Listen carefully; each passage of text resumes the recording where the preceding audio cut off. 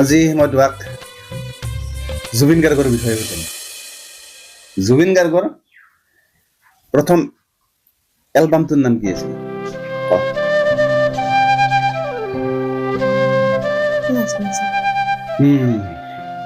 তই কচোন।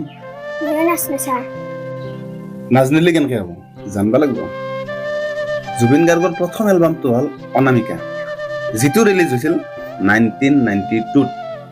বুজি পাইছা? জুবিন গাৰ্গৰ জন্ম কিমান চনত হৈছিল জানানা?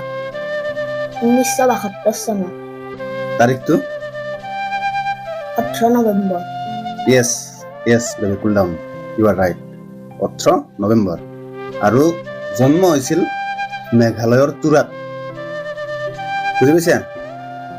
জুবিন দাৰ প্ৰথম চিনেমাখনৰ নাম কি?